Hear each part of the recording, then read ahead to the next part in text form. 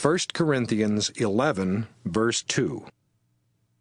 I am proud of you because you always remember me and obey the teachings I gave you. Now I want you to know that Christ is the head over all men, and a man is the head over a woman.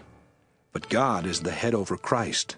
This means that any man who prays or prophesies with something on his head brings shame to his head. But any woman who prays or prophesies without something on her head brings shame to her head. In fact, she may as well shave her head. A woman should wear something on her head. It is a disgrace for a woman to shave her head or cut her hair. But if she refuses to wear something on her head, let her cut off her hair.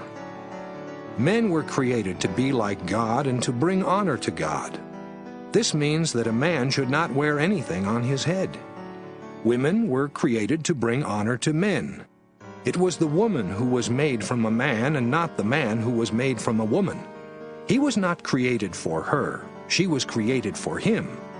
And so, because of this, and also because of the angels, a woman ought to wear something on her head. This will show that she is under someone's authority. As far as the Lord is concerned, men and women need each other. It is true that the first woman came from a man, but all other men have been given birth by women. Yet God is the one who created everything.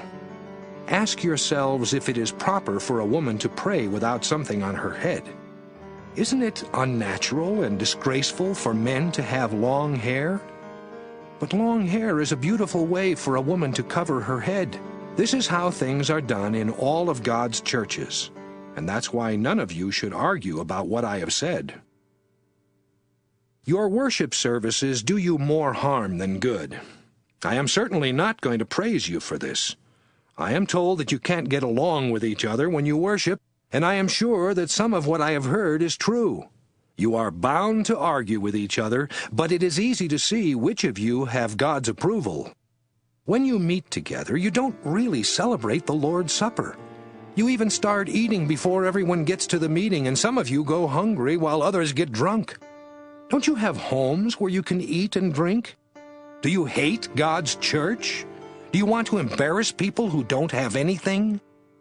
What can I say to you? I certainly cannot praise you. I have already told you what the Lord Jesus did on the night he was betrayed, and it came from the Lord himself. He took some bread in his hands. Then after he had given thanks, he broke it and said, "This is my body, which is given for you. Eat this and remember me."